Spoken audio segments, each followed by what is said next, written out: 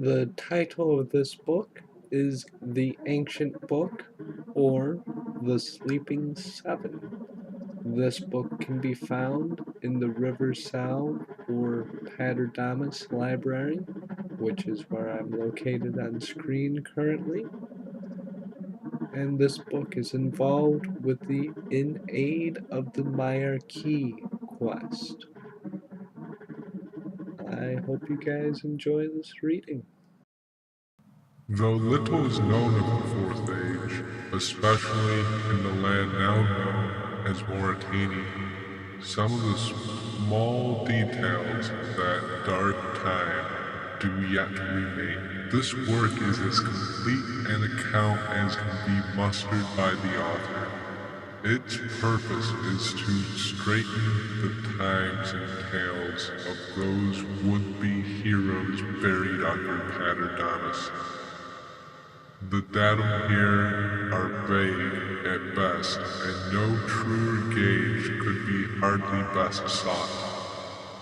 The least hope of the lowly author herein lies to recount what small morsels of truth remain in the minds of those that still live, and entreat those very same to paper, lest they forever be forgotten. With my rudimentary abilities, I prevailed to update the place names of those dark times, and instead use those which are in common use so as to give meaning where previously there was confusion.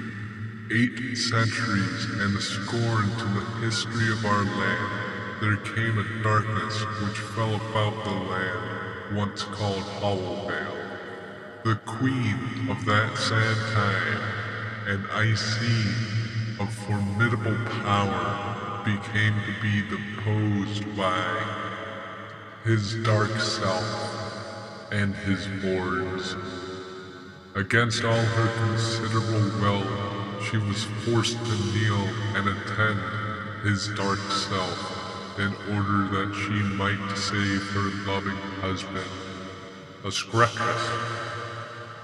The darkness which his dark self brought with him at that time writhed through Hollowvale and wrought its way ever onwards into Misthalin.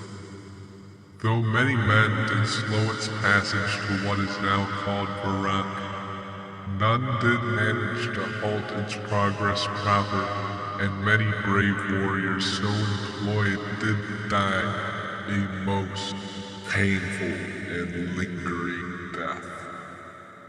Fearing the darkness would sweep Saradomin's glory from the land, some odd collection of priestly advocates and pious followers of brave virtue stood forwards to steal the hearts of the village fighters and town militias.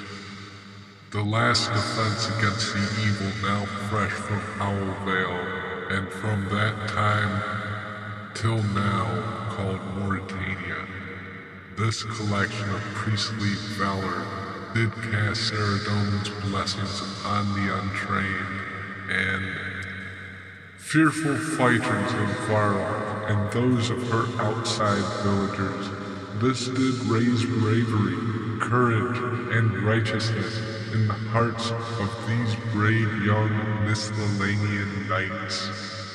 At long last, it came the time that the rabble of the Misthalin defense started to fight, and the tide of the evil from Mauritania became smashed and torn on their pikes and staves.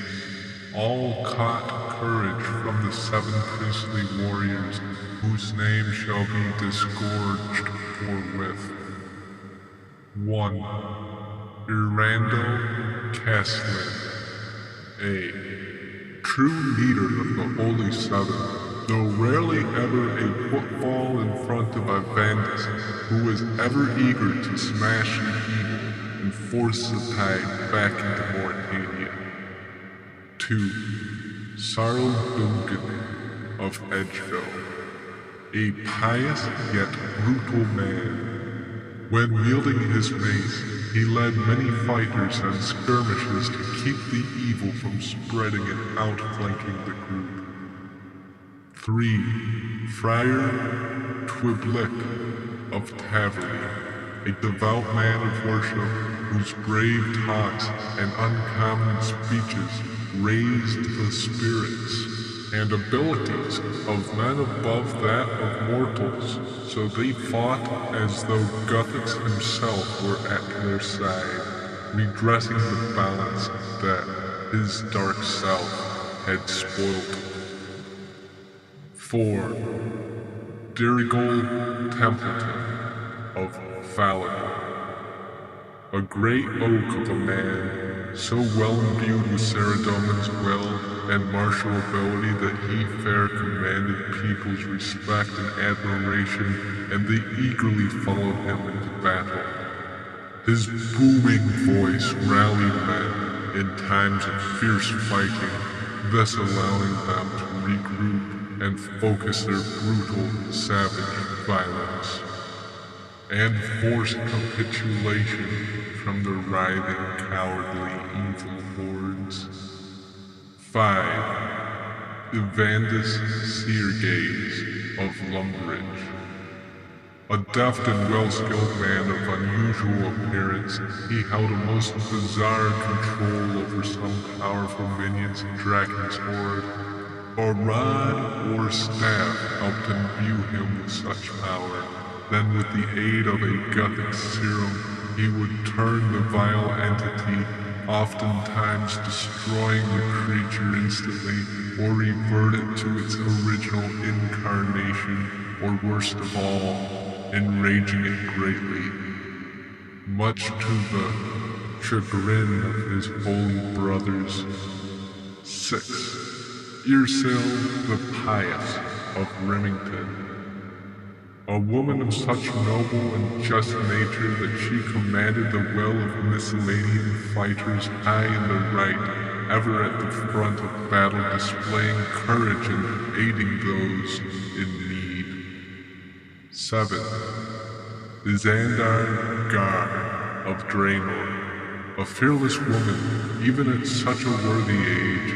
It was said that her indignation at the evil scourge was enough to make the most cowardly of men in her ranks act like lions in the fiercest fighting. And with these 7 priestly warriors all together committed to this act, they brought the furious intent of Saradomin's will and forced the evil tide from Mauritania back into those very same dark lands. The fighting became fiercest at Selvaria, and they stood side by side to prevent the evil from entering Misthalin again. The very spot where Paterdatus now stands is the final battleground for the saving of Misthalin. The temple stands even now as a continuous reminder to those evil minions who would seek to wreak havoc in the land of Saradomin.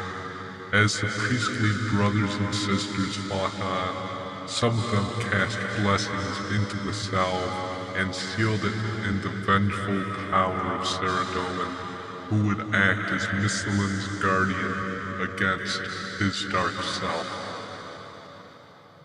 Upon this foundation of holy power, Paterdamus was built. Within its holy eminence, the sanctity remains of those 7 priestly warriors. It is believed now rest, though there is sometimes discord about such burial. It was through happenstance that the author became aware of a document which I shall herein duplicate without any additions or omissions. It is said to be written by the brothers in arms of Evandus Seargaze, the ever-eager. The resting place of Evandus Seargaze of Lumbridge is easily missed for its simpleness and trivial appearance. In the midst of Myreque lies a long cavern running from north-west to southeast, with 3 caverns along the southwestern wall and 2 caverns on the northeastern. Avandus has put to rest in the smallest of the two caverns along the northeastern wall with his worldly possessions. Appropriate preparations were made to ensure the safety of his mortal remains, and the cavern that formed his tomb was sealed up with boards. I, Curigus Furius, along with his many other brothers in arms, did score marks into the sides of the wall next to the cavern in order to mark it out for later recovery, and to deter possible intruders by making the marks look like those of some fearsome beast. Though I have made but preliminary and trepidatious journeys into Mauritania thus far, the proposed location of the Vandus' primitive tomb has evaded me. It is with the author's most delicate and humble of suggestions that this primitive tomb be cast from the reader's mind, as it is in all likelihood a trap made by evil minions to beguile the unweary into Mauritania. And we've reached the end of the Sleeping Seven. Hope you guys found that reading enjoyable. And I got a suggestion in my comments recently to try using a different voice for the readings.